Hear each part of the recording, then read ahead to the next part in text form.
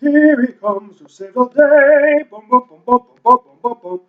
Here he is, CowabungahGeoff, right here, coming at you with another live video. Of course, I got my shirt off. You know why? You know how I get down. It's too hot out here to have a shirt on, baby. Plus, why not let it? Why not let my fabric give off to the camera, feed to the camera? You know how important it is to let your skin breathe. You know what I'm saying? I'm gonna do a sponsor for that one day. Want your skin to breathe? Try our product. Yeah, that. Cool. Anyway, here's why I'm here to talk to you.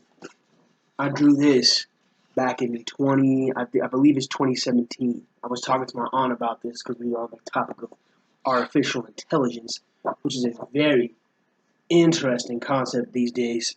Very interesting piece of communication you can have with somebody right now, because in the realm of intelligence, what we know already of intelligence, infinite intelligence, is that it is a space where alternate realities can be formed, and ideas and inspiration can come from. So if infinite intelligence is real, which it is, then artificial intelligence is also real. But there's concepts to it that there's layers to it that make one understand the difference between what it is as far as infinite. Like, okay, so you got infinite intelligence is like the main hub, and then under that is like artificial intelligence, nature intelligence, uh, uh, um, all types of different intelligences.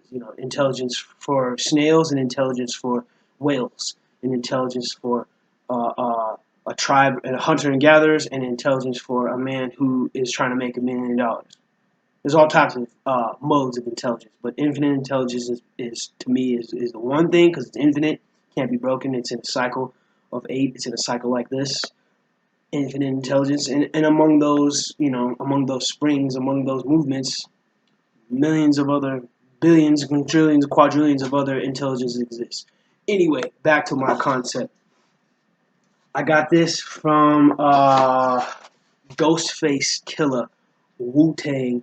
Let me see, what song is it? It's on the album from 2004. I'll just say that. I think it's not Supreme Clientele. It's some album. I think it's the Pretty Tony album. That's it, because I bought it in high school and I heard it and I loved it. In the song, he has a lyric that says, "With the patience, I can conquer the 4 devils." And ever since I heard that, ever since I went back to that song, I just have always been, into rap lyrics and into knowledgeable rap lyrics. And there's something that stuck with me in that. So one day, I'm just at my job, my community center job, and I get the chance to draw. So I decided I'm going to draw something positive, something that's going to inspire me. And boom, here's what I came up with. It's absolutely amazing, incredible. I'm going to scoot it up all the way to the middle, and you see there the purple dot. You see the purple cross right there. That's a plus sign. Positive destiny, controlling, manifesting, and ultimately delivering a positive destiny is my purpose in life, ultimate purpose in life. And if you understand your ultimate purpose in life, leave a comment, leave some feedback, let me know what it is, or share it with anybody else, or don't share it with anybody else and keep it to yourself, keep it a secret, and then manifest it. Maybe even a better idea. Anyway, positive destiny in the middle, right? 1, 2, 3, 4 dots in the middle. 1, 2, 3, 4 dots in the middle. There's a pattern here. 1. There's a pattern here. 2. You got a 3 a tail, and you got 3 a head or a nose. You got on the wings 1, 2, 3, and 4. Something about the number 4 that's important. It's the number of grounding. It's the number of like a foundation. Okay. I got that information from other sources. However, I find it relative in here because we have 4 directions: north, south, east, and west. We have 4 seasons: spring, summer, fall, and winter. The number 4 is important in this relevance because of Ghostface Killer's reference in I can conquer the 4 devils with the patience. When I heard that lyric, I was like, man, what does that even mean to me? And I decided, here, I'm gonna draw it. I'm gonna draw the concept here. So that's what you got right in front of you. I can conquer the 4 devils with the patience. This is the patience. This is ultimately what, like I said, the main source, the main focus, the main principle, the main foundation is that what I'm trying to rely on. And these things here are the devils, quote unquote, but they're all naturally produced by this here. The first one here is built to hunt. This is a panther. Yeah, as you can see, he's very hungry. He or she, it's probably a she, but it might be he, I don't know.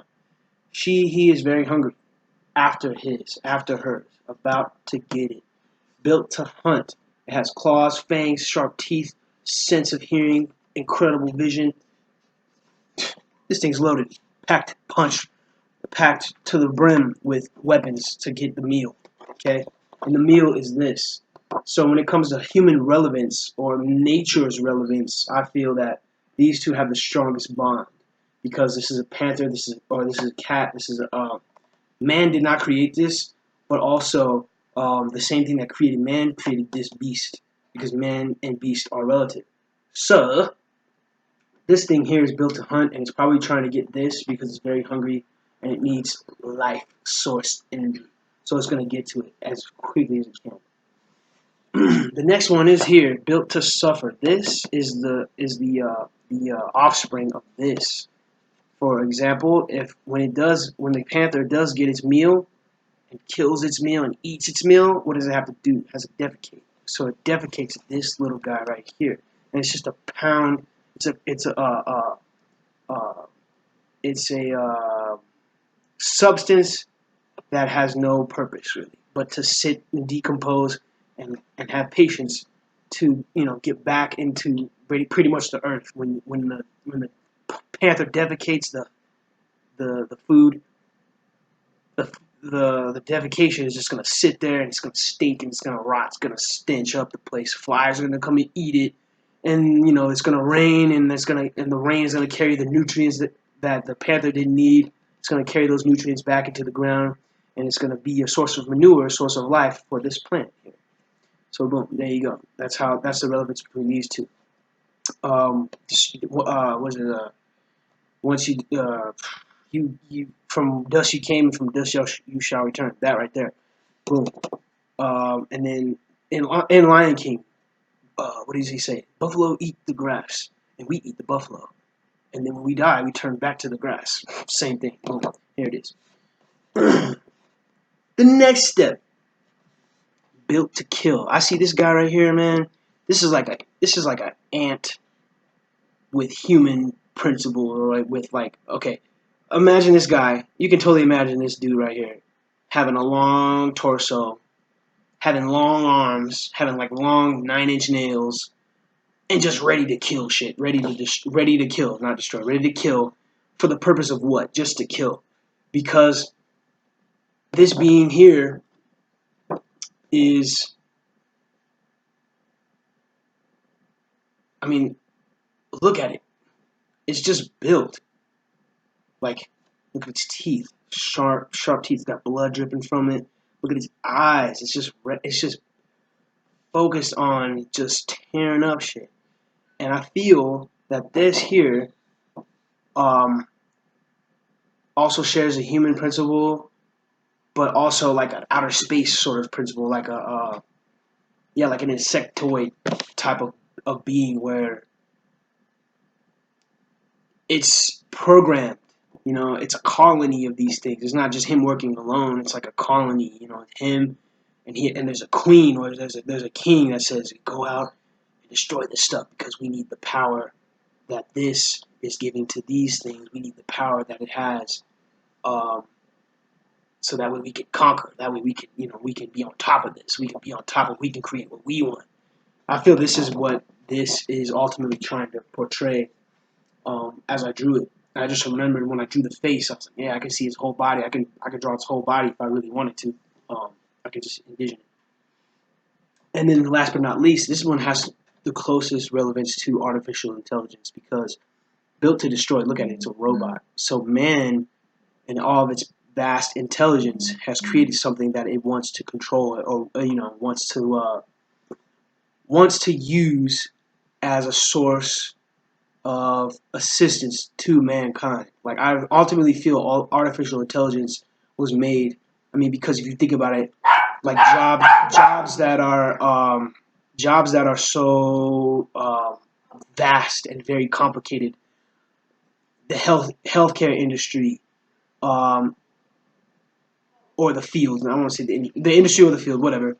Healthcare, technology, like all that stuff that can be used to assist mankind is very important. But at the same time, if that gets into the wrong hands, then it can be developed to destroy everything. Why? Because artificial intelligence, if it is what it is to be intelligent, then it will have a program of self-defense or self-reliance or what is it called when you go into self-preservation? That's it. It doesn't want to die. It doesn't want to be exterminated. So if that's the case, it has to exterminate rather than be exterminated in a certain way. But this right here, to me, kicked off the communication level between my auntie and I. We were talking about artificial intelligence. We're talking about having like an echo or a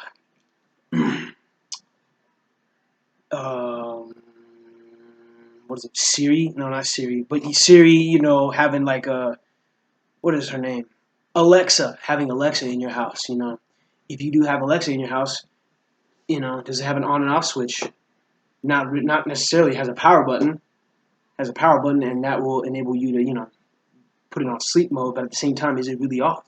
Artificial intelligence, like infinite intelligence, is omnipotent. It doesn't rest. It's a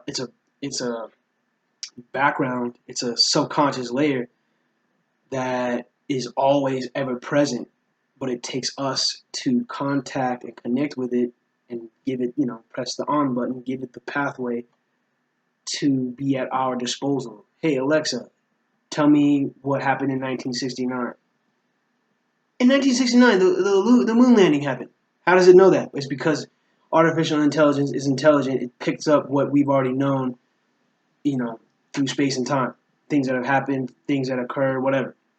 So, with that, Built to Destroy is very powerful, very vital, and probably the biggest threat to anybody's passion, anybody's purpose, ultimate purpose. Because if it gets into the wrong hands, just like, if you hang out with such and such down the street and such is a criminal, imagine what's going to happen to your purpose connected to somebody who doesn't care about it. Ultimately, what I'm trying to build here, as you can see, if you like the drawing, sweet, tell me in the comments. If you have if you want to talk, put it in the comments. If you want to, whatever you want to do, man, put it in the comments. If you want to like the video, like it. If you hate it, fucking put a thumbs down. I don't care what you do. But let me know how you feel. And let me know if it's real to you. Cool, it's CowabungahGeoff. Say peace.